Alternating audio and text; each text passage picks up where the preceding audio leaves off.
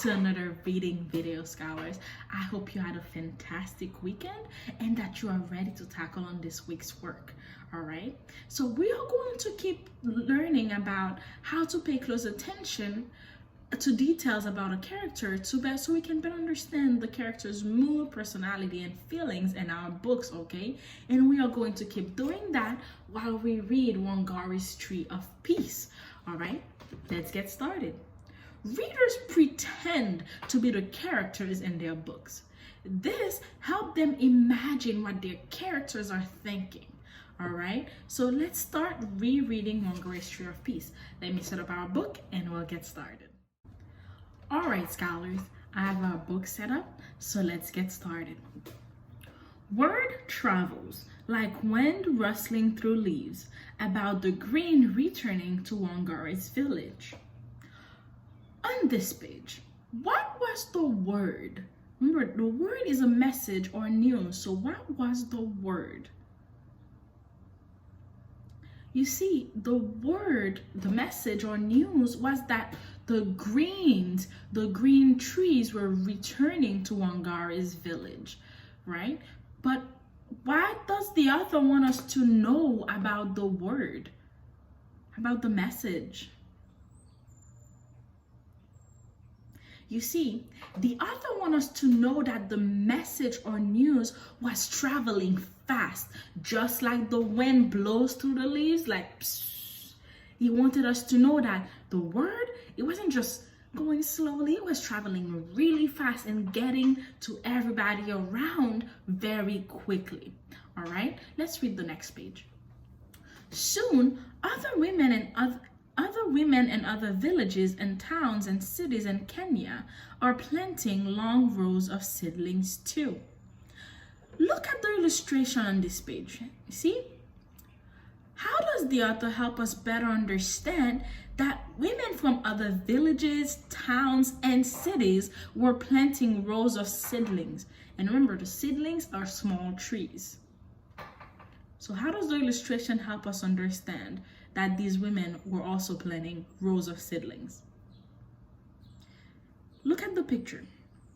You see in the illustration, we can see the women and we can see them planting trees near small houses or huts and tall buildings. See in the top picture, we see the tall buildings, they look small, and the women are planting trees next to them. And in the bottom section of the illustration, we can see them planting the trees near huts.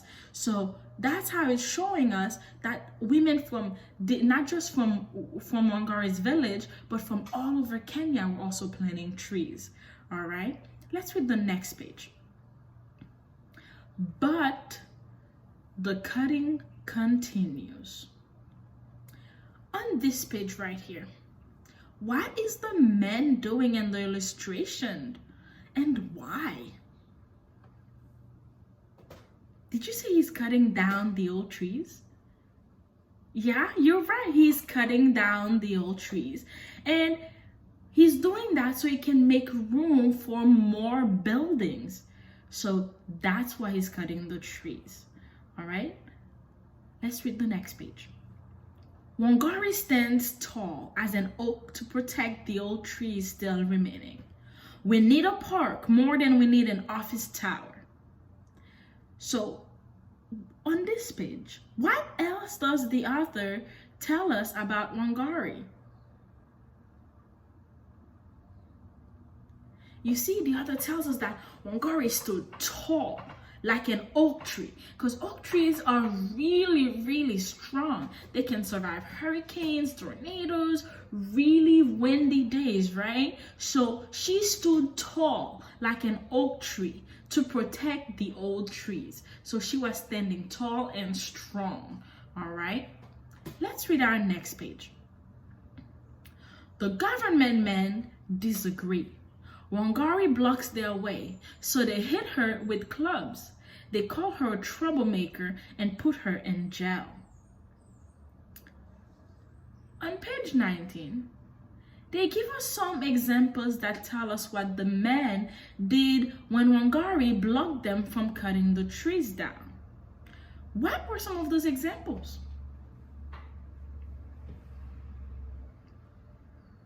there were four specific ones, right? So first they didn't agree with her, right? They weren't like, oh yeah, you should protect the trees. No, they didn't agree with her.